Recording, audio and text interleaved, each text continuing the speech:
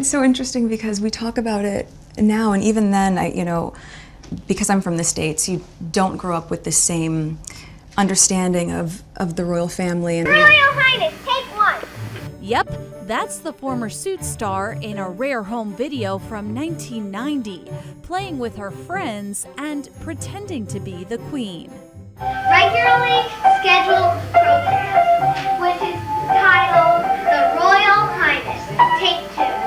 I think I can very safely say, as naive as it sounds now, having gone through this learning curve in the past year and a half, I did not have any understanding of just what it would be like. She'd always had an interest in the royal family. The chances of meeting the Queen are pretty slim.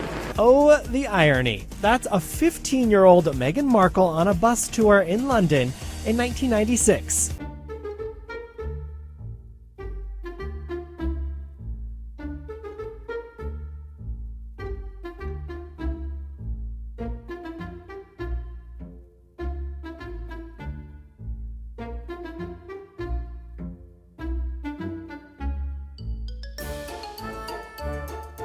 The fact that I know the fact that she'll be really unbelievably good at the job part of it as well, is obviously a huge relief to me, because she'll be able to deal with everything else that comes with it. It's hard. Buckingham Palace has confirmed that the Duke and Duchess of Sussex will not be returning as working members of the royal family. Prince Harry and Meghan stepped down from royal duties last year and moved to the United States. His family's been so welcoming, and You've met quite a few of them, actually. I have, on both sides of his family, his mom's side as well, which has been really important to me too. But yes, the family has been great, and over the past year and a half, we've just had a really nice time getting to know them and progressively helping me feel a part of not just the institution, but also part of the family, which has been really really special. No, the whole family have come together and have been a huge amount of support. They've been amazing. Were you silent or were you silenced? I just want to make it clear to everybody, there is no subject that's off limits. Almost unsurvivable sounds like there was a breaking point. Wait, hold up, wait a minute.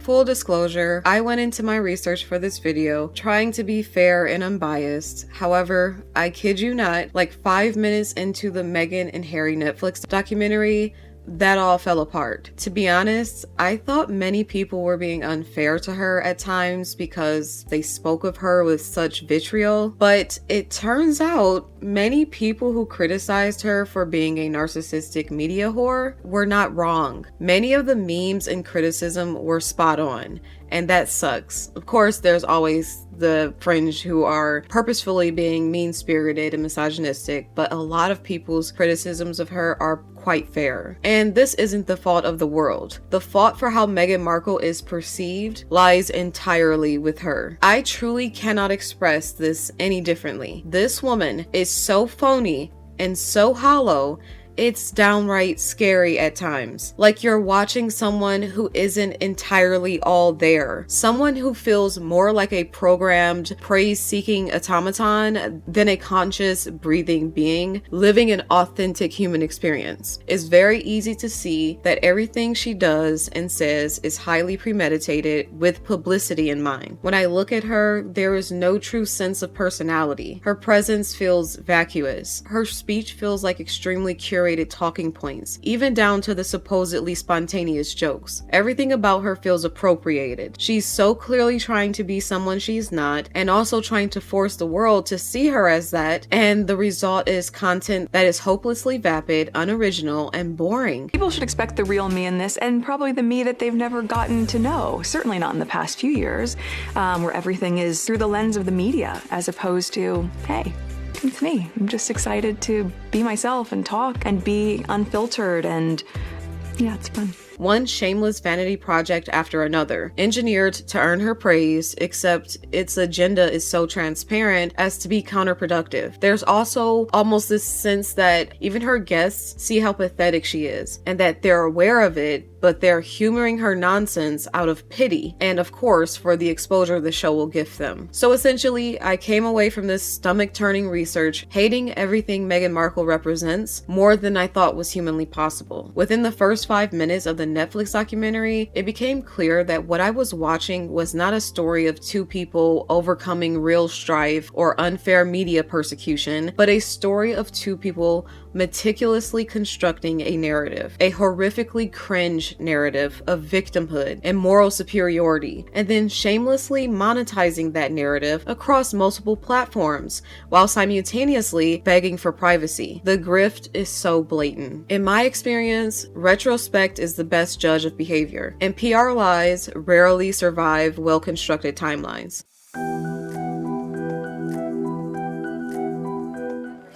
And leaving her mark in Switzerland. Oh, yeah. Yeah, that says star to be. Kinda prophetic, right? Meghan Markle did not end up here by accident. She is not a reluctant celebrity. She was not some shy wallflower plucked from obscurity. She was always striving for visibility. She had clear ambitions to become famous, although never quite possessed the means to get there apart from her beauty. She grew up adjacent to Hollywood, starred in plays and shows at school, and then graduated to commercials. She was always on the road to stardom by any means necessary. She ultimately ended up as a briefcase girl on Deal or No Deal, which apparently she now looks back on as a bit objectifying and felt she was treated as a bimbo. I was so much more than what was being objectified on the stage. I didn't like feeling forced to be all looks and little substance. And there were different stations for having your lashes put on or your extensions put in or the padding in your bra. There was a very cookie cutter idea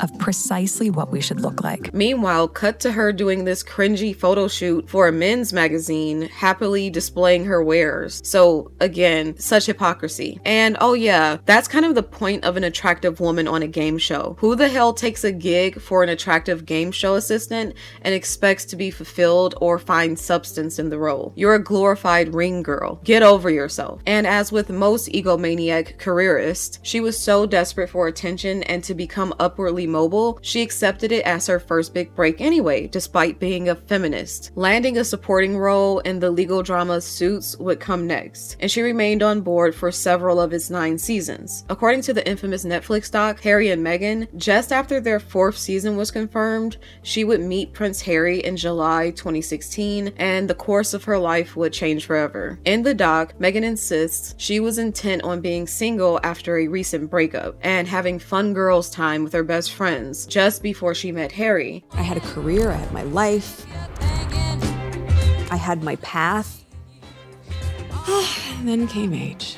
Essentially, they explained she was blindsided by love, the perfect beginning to a royal fairy tale, to of course combat the widely believed notion that she was on the hunt for a high-value man and that their union was calculated. According to the couple, they met over Instagram. Harry in particular had been scrolling through his feed when he spotted her in that dog filter and decided he had to know this quirky, whimsical girl. It's just that whole thing, it starts like With dog ears. dog ears. And That's what he saw of me. that was the first thing I was like, who is that? It becomes uncomfortably clear early on that the entirety of this documentary is engineered to exonerate Meghan Markle because she was deemed responsible for their public denouncement of the royal family and the helter-skelter escape to Hollywood. The documentary is just a vehicle for exhaustive PR damage control, crafted to make them appear more noble and likable and their lives aspirational because, hello, they have a lifestyle brand to sell you at the end of the day. All of which is so gratingly transparent it leaves a bad taste in your mouth. To sell her trademark authenticity to the public like snake oil, this called for Meghan Markle feigning ignorance of who Prince Has was, or what the entire royal family apparatus was for that matter. A not so clever pretense to demonstrate she was anything but a social climber, and that she was so down to earth and so real she had never thought once about the monarchy. For a so-called about media literate actress and a former blogger, by the way, who wrote about culture and travel and the literal royal family at one point. She wrote about Kate and William's wedding, and who in fact had even visited Buckingham Palace when she was 15 years old. This claim strains credulity. She would later insist in other interviews she didn't research anything about Harry online, except for initially looking at his Instagram feed and resonating with his humanitarian work and beautiful, thoughtful posts. Really, the entire documentary goes on with this sappy, contrived drivel that reads more like a Harlequin romance than reality. Something about the entire production feels counterfeit and icky, and it's really difficult to point to one thing and say why. It's a more generalized nausea their content inspires for some reason, and I can't fathom it. Harry and Meghan announced they were stepping back as senior members of the royal family in January of 2020, right when COVID was beginning to hit. The language in their statement is emotional and accusatory, citing relentless press intrusion, lack of protection by the royal family, threats to Meghan's mental health, and an urgent need for privacy, apparently, which was the greatest misstep in their carefully conceived plan to launch this massive Netflix venture in the ensuing months. Why did they ask for privacy? Right away, it stained them as total hypocrites and liars, and this stigma would never go away. The moment they abandoned their royal duties is later framed as an escape or self-exile from a ruthless institution that had pitted the world against this innocent newcomer because she outshined them, and also because they're secret racist, apparently. But in all actuality, their leaving the royal family was a PR chess move that can be better defined as a repositioning, one in which they could commodify their alleged victimhood through multiple media ventures, yet still gain public sympathy as they enrich themselves. And I gotta admit, it was pretty clever. I personally believe a deal had already been in talks long before they ever split the seam, and they decided they needed to do something explosive to justify the obscene amount of money they were demanding for their tell-all. But somehow they were able to time the announcement of the deal to make it look as though it was only conceived after their departure, like it was a consequence of and not an incentive for their leaving, thereby positioning themselves to tell their story on their own terms, all while smearing the royal family to make themselves more marketable, because why not? Everybody hates the royal family.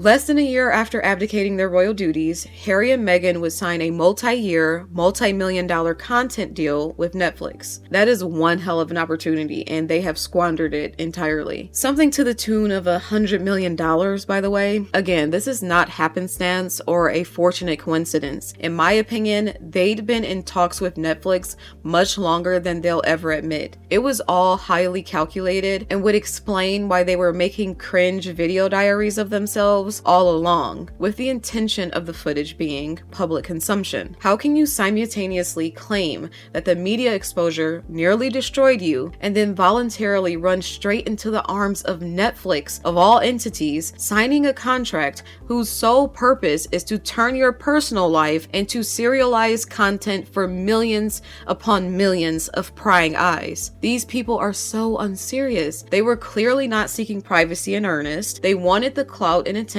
but on their own terms and with the ability to monetize it. That much is obvious, and South Park rightfully mocked them for this reason. In retrospect, it appears every move they made during this time was with brand building in mind, and it is just infuriating how the world played right into their hands.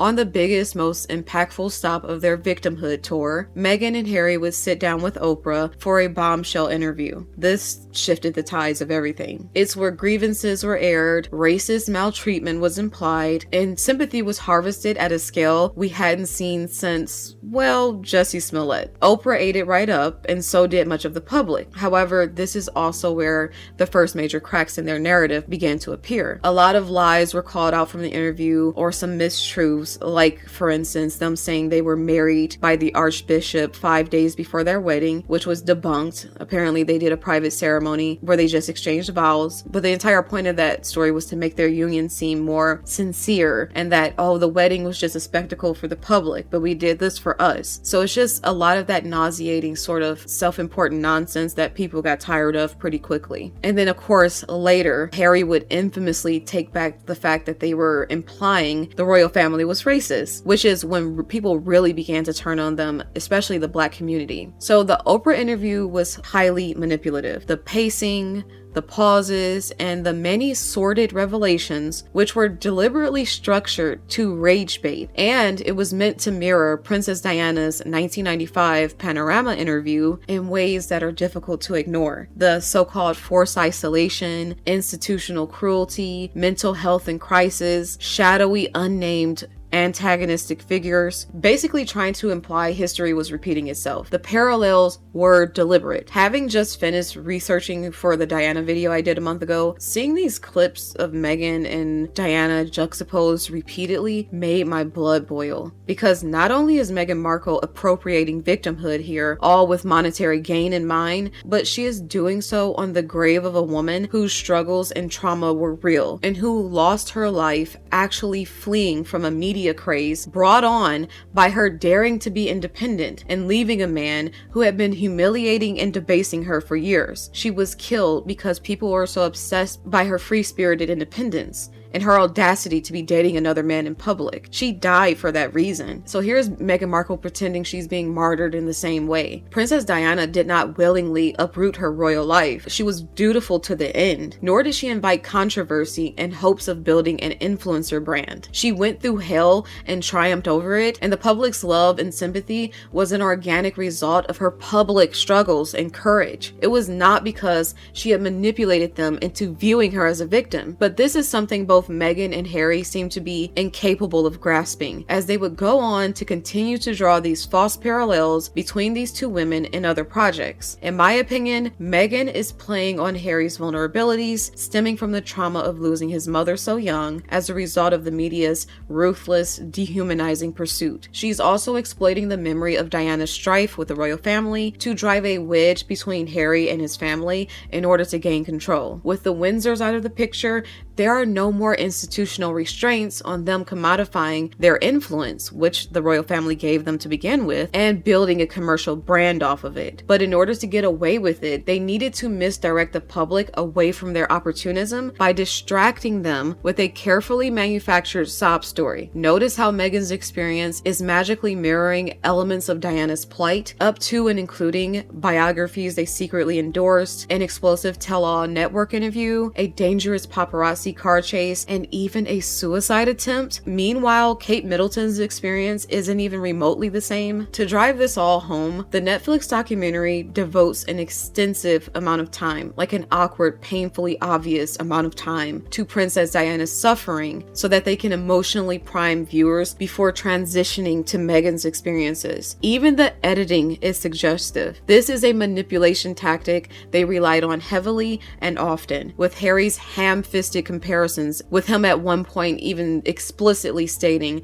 that Meghan is so similar to his mother, desperate to borrow credibility from her. The comparison may have been effective in the short term for those who missed Diana and felt powerless to save her and felt maybe they can treat Meghan differently, but the comparisons will never work in the long run. Here's why. Princess Diana is an icon. She defines the word. Diana occupies a unique space in the public imagination. She always has and always will. And the longer the heavy-handed comparisons are thrown in the public's face and they're told how to feel and what to think about the precious Meghan, they'll soon begin to feel gaslit. They'll come to realize that invoking Diana's memory just to elevate Meghan is exploitative. In reality, Meghan doesn't possess a fraction of Diana's gall, her charisma, her grace, or her sincerity. Nor was she as oppressed and systemically bullied as Diana was, or publicly humiliated by her husband's infamous infidelity. And despite Diana being the one born into wealth in the English aristocracy, she was far more approachable and down to earth than Meghan could ever dream of being. Meghan comes off as a faux sophisticate and a fraud, someone with clear delusions of grandeur who contrived victimhood for social mobility. That is just the long and short of it.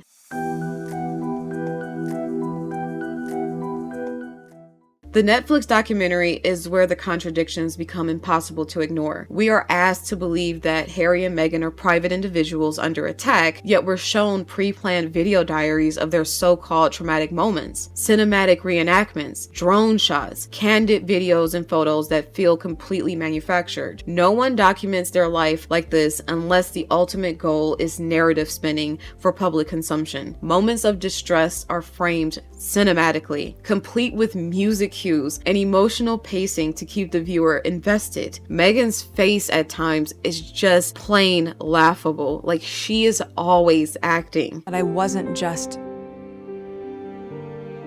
being thrown to the wolves, I was being fed to the wolves. There's just something disconcerting at play whenever she speaks. Her cadence strikes me as more of a studied performance than earnest discourse spoken from her heart. She's completely putting those thespian skills to good use, it seems. I don't believe any of the narrative beats were organic. Why were cameras already rolling during the supposedly spontaneous crises, like the car ride with the Paps following, and they're just like closing their eyes like, oh, we'll be with friends soon? It's just so laughably stupid. How long had this documentary been planned? One of the most emotionally charged sequences in the Netflix documentary is that suggestion that Meghan is being pursued in ways eerily reminiscent of Diana, where we can assume that the end result will be Meghan's tragic death if we're not careful. We are shown these dramatic visuals and ominous music and the stage footage to imply the paparazzi are being relentless. But when specific incidents are examined closely by the public, the imagery doesn't align with the truth. Images and clips of the paparazzi swarming that are presented as Meghan being hounded were later shown to be stock footage or completely unrelated paparazzi images from like different events and premieres. That's so incredibly deceitful. The infamous New York near-catastrophic car chase narrative followed the same pattern, with the dramatic language, which was later amplified by the media, but then it was pushed back on by law enforcement, and actually I believe the mayor of New York City even said it would have been impossible for them to have a high-speed car chase because New York is notorious for bumper-to-bumper gridlock traffic. And Harry speaks at length about consent and boundaries and privacy, yet their children are increasingly used as props to advance their lifestyle brand. Once parents voluntarily exploit their children for publicity, they forfeit the right to selectively demand privacy. It's like the people who post their kids on Instagram to basically flex their little lifestyle but hide their faces. Like, you're still violating the child's consent and still using them as a prop. You cannot monetize intimacy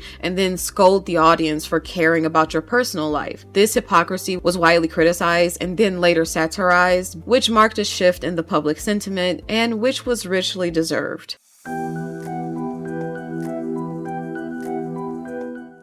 So I had no prior opinion on Meghan one way or another, but watching the show, I did feel like I didn't belong there. It kind of feels like you walked into the wrong house.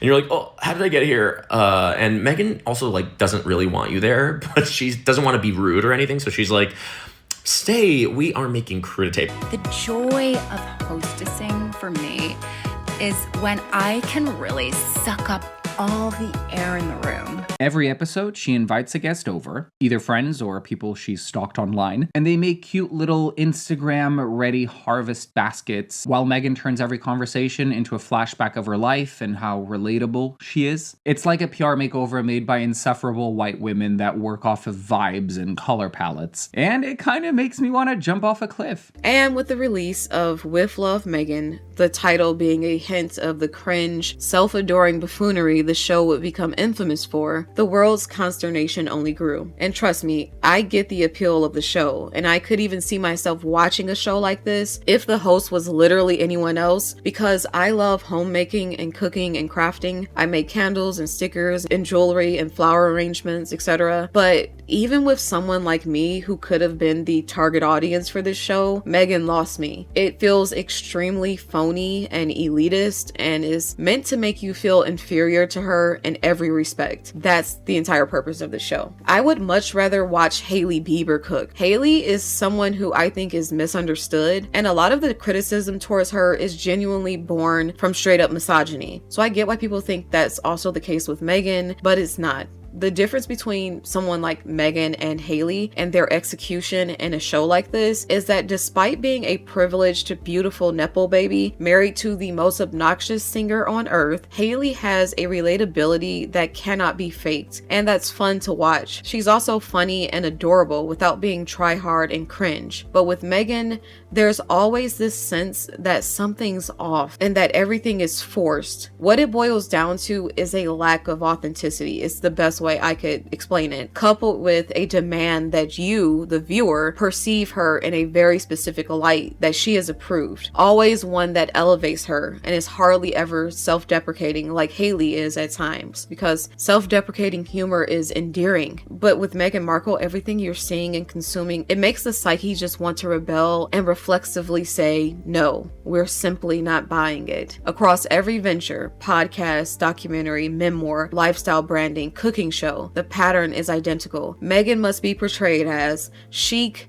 noble, effortlessly competent, naturally creative, deeply intuitive, relatable yet elite, also the perfect mother. You see, Meghan is naturally good at everything. She is playful and spontaneous. She makes flawless flower arrangements and specializes in calligraphy, in tie-dye, and cooking, and wants to encourage everyone to have childlike wonderment and curiosity. It's the same reason we all laugh at Nara Smith's over-the-top ASMR cooking videos, because they're insane and overly curated, and she's being so try-hard. These women are not serious. You just know Meghan is nothing like this behind the scenes. It's funny, but also kind of sad. I can just picture her maintaining that hollow little insipid smile after the cameras have been shut off and the crew has gone for the day, standing around in her starched apron, all helpless and lost, until she's handed the script for the next few scenes of her life. Anyone curating their image to this degree is not self-confident. They are controlling their perception to compensate for serious deficiencies in their character. Her attempt to position herself as a Martha Stewart or Ida Garten-esque figure fails because it lacks the warmth and authority these women possess, that ease and old world domestic charm. And it begs the question, who exactly is Meghan Markle? When did she earn her homemaking stripes to be schooling the world on how to level up? And why should we care about anything she has to say? She has yet to formulate a compelling answer to the latter, not in any one of her shameless vanity projects. It's kind of hard to not realize this is just a D-list actress who got lucky and married a prince. She has no special skills, no special insight. She is incredibly vapid, strange, and boring. She has utterly failed to develop a sincere connection with the public, despite being gifted every opportunity